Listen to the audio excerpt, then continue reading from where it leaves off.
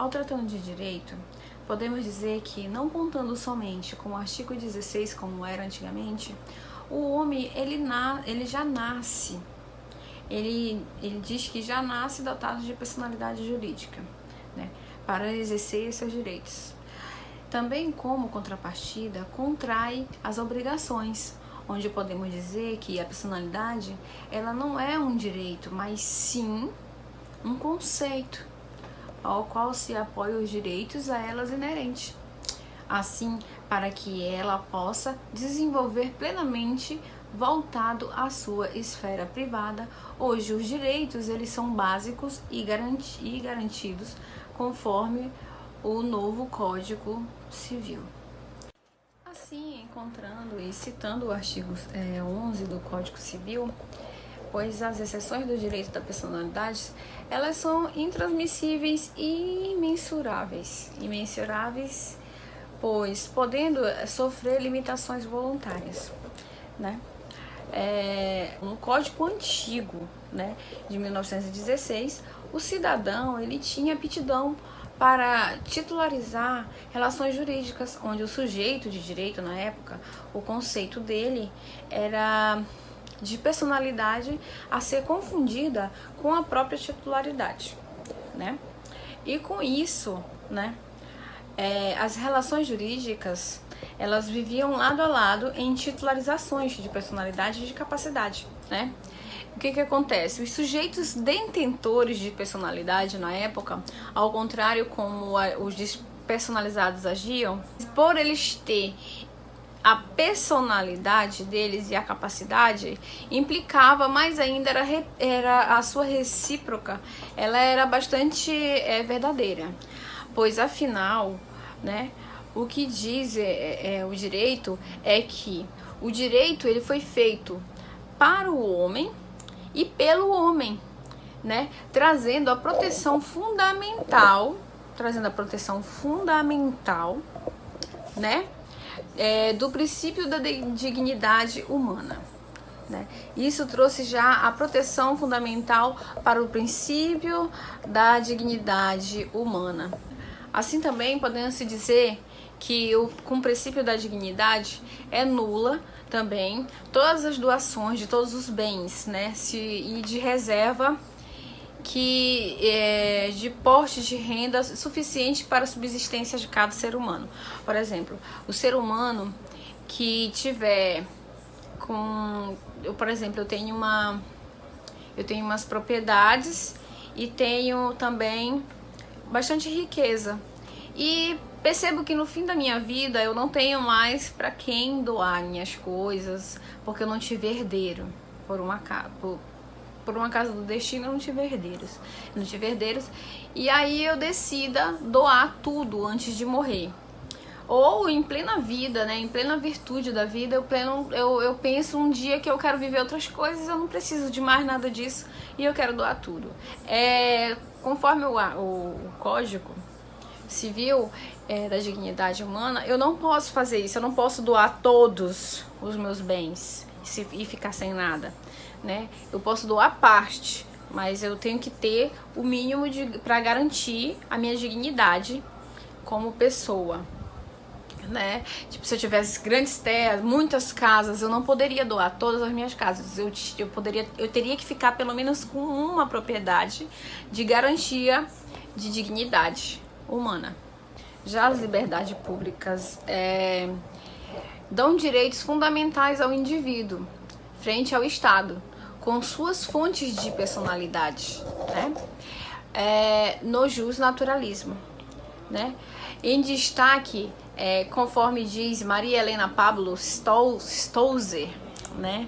Ela retoca que fontes do justnaturalismo entende-se que o direito público não nasce da ordem jurídica, mas de uma ordem já pré-existente. Ela diz que essa fonte do direito de personalidade, a personalidade, ela nasce com cada um de nós, né?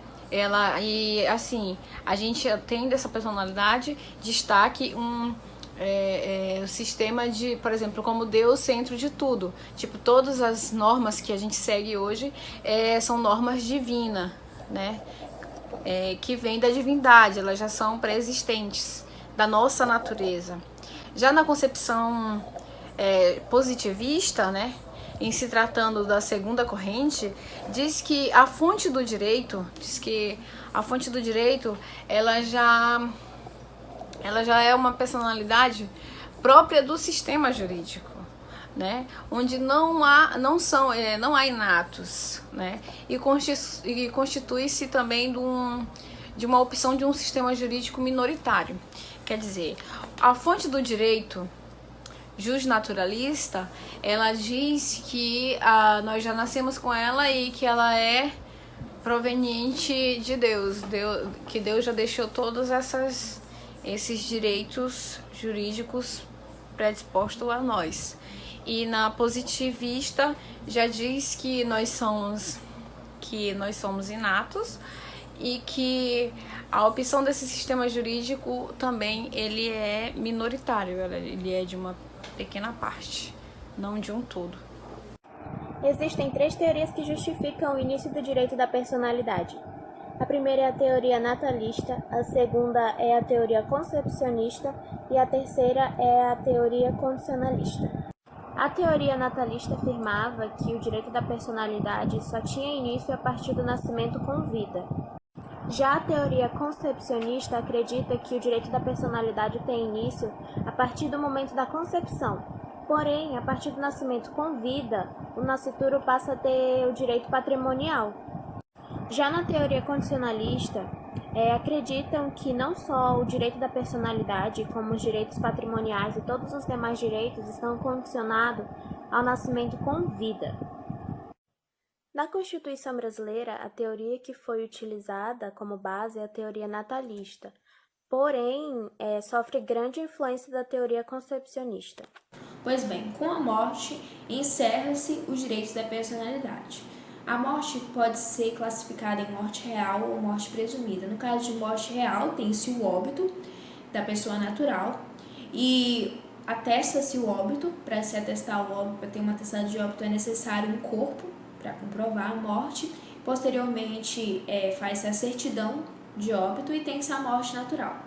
No caso de morte presumida, nós podemos ter morte presumida com decretação de ausência ou sem decretação de ausência. No caso de morte presumida sem decretação de ausência, que é um caso excepcional, ele está descrito no artigo 7º do Código Civil. Casos de desastres naturais ou até de desastres ou em outros desastres, onde não é possível haver ali a averiguação pelo corpo, mas é provável a morte daquela pessoa. Então, nesses casos, pode-se decretar a morte presumida sem a declaração de ausência. No caso da morte presumida com a decretação de ausência, é um caso de decisões mais no quesito patrimonial, porque presume-se a morte de alguém, portanto não tem como provar, ou seja, não tem um corpo para provar a morte dessa pessoa e, portanto, essa pessoa ela não deixou para trás ninguém para cuidar dos seus bens, ela não deixou ninguém para ficar ali de olho nos seus bens. E o que acontece é que a pessoa interessada ela vai lá atrás da decretação de ausência e a partir do momento que é decretada a ausência de uma pessoa, a sucessão acontece a sucessão definitiva dos seus bens. No entanto, os direitos da personalidade eles não são totalmente retirados da pessoa. Presume-se a morte e a ausência dessa pessoa e, portanto, busca-se uma curadoria para os seus bens, ou seja, alguém para administrar esses bens. No entanto, existe uma coisa que ela é extinta com a morte presumida com decretação de ausência, que é, no caso, o casamento civil. O que isso significa? Significa que, ao presumir a morte da pessoa e decretar-se a ausência dela, ou seja, a ausência dela em seu domicílio ou em qualquer outro lugar, inicia-se um processo de sucessão definitiva dos seus bens, do seu patrimônio. E uma das coisas que não é patrimônio, que é o casamento civil, que também é dissolvida é o casamento, é justamente o casamento, que diz que uma das prerrogativas para um casamento ser diluído é a presunção do código com relação à pessoa ausente. O código presume que a pessoa ausente ela é presumida como morta, então a morte presumida também cancela o casamento.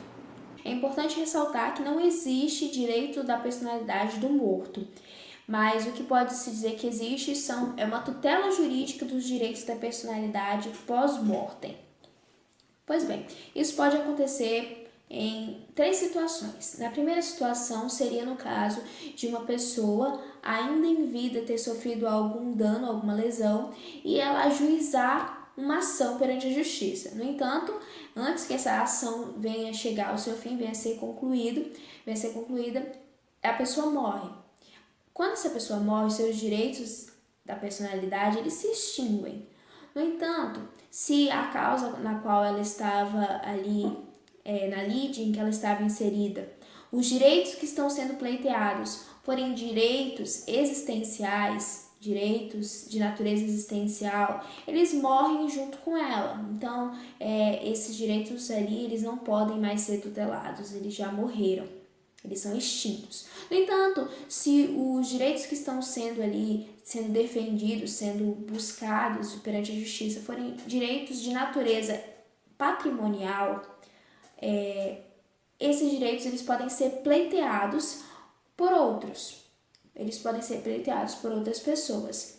Portanto, no caso de a pessoa morrer, enquanto ela estava pleiteando direitos de natureza patrimonial, os seus descendentes, o espólio, darão continuidade ali àquela ação e eles serão o alvo do fim dessa ação que foi ajuizada. Nós temos também uma segunda situação onde é possível, sim, essa tutela jurídica dos direitos da personalidade após a morte, que é quando uma pessoa ainda em vida, ela sofre uma determinada lesão, um determinado dano, no entanto ela não chega a ajuizar uma ação e morre. Nesses casos, se a lesão tiver sido a direitos de cunho de natureza existencial, então não pode ser reclamado, esses direitos não podem ser reclamados porque morrem junto com a pessoa. No entanto, se eles forem de cunho patrimonial, eles podem ser reclamados pelos descendentes, ou seja, os herdeiros, o espólio, eles podem exigir a reparação do direito que foi lesado em vida por aquela pessoa que veio a falecer. E isso se chama transmissão do direito à reparação. Só que só é possível se esse direito for de ordem material, for de ordem que é possível reparar e não for de ordem existencial. A terceira situação onde pode ocorrer aí a tutela jurídica dos direitos da personalidade após a morte é quando a pessoa, depois de morta, ela sofre algum tipo de lesão, algum tipo de dano, e esse dano afeta a pessoas que eram próximas a ela. Não chega a afetá-la, porque ela já está morta, mas afeta pessoas que lhe eram próximas. Nesse caso, as pessoas que se sentirem ali atingidas, afetadas por essa lesão, eles podem ajuizar uma ação, só que essa ação ela é ajuizada de forma autônoma, no nome das pessoas que se sentiram lesadas pela lesão que foi feita à pessoa morta. O dano não foi cometido contra a pessoa que vai ajuizar a ação, o dano foi cometido contra uma pessoa que está morta. Mas então uma pessoa viva que se sentiu ali lesada e essa pessoa precisa se encaixar nesses perfis aqui do artigo 12. Se ela se encaixar em algum desses perfis, ela pode sim ajuizar de forma autônoma uma ação em seu próprio nome por essa lesão, por a lesão causada ao morto. No caso de lesar o direito à imagem de uma pessoa, as pessoas que podem requerer não são as mesmas do artigo 12. são as pessoas descritas aqui no artigo 20, que são o cônjuge ou companheiro, ou os ascendentes ou os descendentes. Portanto, não estão legitimados, nesse caso, como lesados indiretos, os parentes em linha reta ou colateral até o 4º grau, ou seja, só aqui, no caso, cônjuge, companheiro, ascendentes ou descendentes. Eu vou falar sobre as características do direito da personalidade. Essas características é o direito que o indivíduo passa a adquirir a partir do momento que ele nasce e passa a existir. Assim como cita no artigo 11 do Código Civil, que fala sobre o direito da personalidade. Com exceção dos casos previstos em lei, os direitos da personalidade são intransmissíveis e irrenunciáveis, não podendo o seu exercício sofrer limitação voluntária. Ou seja, aqui no artigo 11 ele cita que são intransmissíveis. O que significa intransmissíveis? Não pode ser transferidos para outras pessoas com direito ao nome. E irrenunciáveis fala que não pode abrir mão como direito à vida. Não só aqui no artigo 11 fala de uma das características que são a intransmissíveis e a irrenunciáveis, como também existem outras características, como absolutas, ilimitadas, inatas, entre outras. Assim como o direito da personalidade da pessoa, ele passa a existir a partir do seu nascimento, o direito da personalidade da pessoa jurídica não é diferente. Ela passa a existir a partir do momento com a sua inscrição do ato constitutivo, inscrição do CNPJ, que ela passa a ter o direito à imagem, nome, honra objetiva e intimidade. Intimidade de suas informações financeiras, informações bancárias, entre outras mais. E ela pode sofrer também por danos morais. Quando falamos de tutela dos direitos da personalidade, estamos falando de proteção a esses direitos. Quando falamos de direito da personalidade, estamos falando de direitos que são absolutos, ou seja, todas as pessoas têm que cumprir, e são subjetivos, ou seja, eu tenho um direito à defesa caso eu perceba de que esses direitos não estão sendo cumpridos. No artigo 12 do Código Civil, a gente tem a seguinte informação. Pode-se exigir que cesse a ameaça ou a lesão a direito da personalidade e reclamar perdas e danos sem prejuízo de outras sanções previstas em lei. Ou seja, a partir do momento que ele fala que pode-se exigir que cesse a ameaça, estamos falando de um dano que ainda não aconteceu. Ou seja, é uma ameaça. Então a gente pode prevenir que isso não aconteça. Por exemplo, daí entra a ação preventiva. Por exemplo, alguém tem uma foto sua comprometedora e fica te ameaçando, dizendo que vai postar essa foto caso você não faça alguma coisa, ou que vai colocar essas fotos em redes sociais, simplesmente para abalar teu psicológico. E aí, como medida preventiva, você pode fazer com que ele não faça o dano, ou seja, que ele não poste. Antes dele postar, você solicita uma medida preventiva para que isso não aconteça. Ou pode acontecer dele simplesmente não te avisar, dele postar lá, colocar a sua foto comprometedora na internet, e aí depois você pode solicitar uma ação reparatória. Vamos falar um pouquinho sobre a tutela inibitória, né? Que ela também pode ser chamada de tutela jurisdicional, preventiva de natureza inibitória, e que ela tem previsão legal no artigo 497 do CPC, do artigo 84 do CDC. Então, a tutela inibitória preventiva, ela é uma alternativa preferida a uma tutela ressarcitória, né? E ela é uma técnica de indenizar pelo equivalente, mas pelas perdas e danos. E a sua principal característica é a não exigência, né, da ocorrência do dano. Para cabimentos da tutela inibitória, basta a existência de uma ação ilícita. Se houver dano à tutela, cabível será a tutela ressarcitória ou reparatória, embora a inibitória também caiba para cessar o dano. O que podemos verificar também é sobre a tutela, né, de remoção do ilícito. Se a ação inibitória se destina a impedir a prática, a repartição ou continuação do ilícito, a ação de remoção do ilícito, como o próprio nome indica, dirige-se a remover os efeitos de uma ação ilícita que já ocorreu. Esclareça-se que a ação inibitória, quando voltada a impedir a repetição do ilícito, tem por fim evitar a ocorrência do outro ilícito. Quando a ação inibitória objetiva inibir a continuação do ilícito, a tutela tem por escopo evitar o prosseguimento de um agir ou em uma atividade ilícita. Perceba-se que a ação inibitória somente cabe, quando se teme um agir ou uma atividade.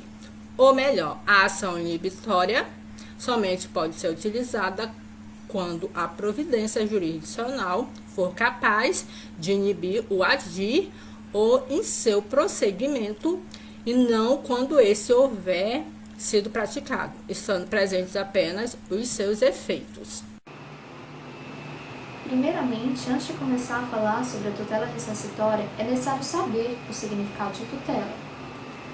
A tutela é um instituto assistencial para os menores de 6 anos que são considerados absolutamente capazes, e também tem os relativamente capazes, que são os menores de 6 anos e menores de 18 anos, conforme versa no artigo 3 do Código Civil.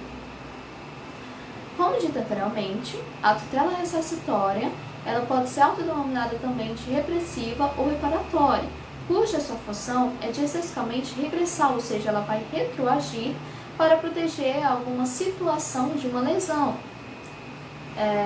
No caso, algo que é considerado ilícito, no intuito de evitar que esse detrimento ele venha a atingir a dignidade humana do particular, com o objetivo de reparar esse prejuízo. Mas em certas situações, não é possível de ser reparado devido ao tamanho. Então, usa-se o aspecto sancionatário, ou seja, deve-se aplicar uma sanção no que condiz a essa lesão. Nos dias atuais, é essencial que os casos eles sejam reparados de maneira específica, para que assim, dessa forma, aconteça a aquisição da tutela. Podem ser usadas as técnicas mandamental e executiva. E falando-se sobre a tutela ressarcitória, o artigo 461 do Código de Processo Civil e o artigo 84 do Código de Defesa do Consumidor podem ser utilizados como desígnio da reparação da situação.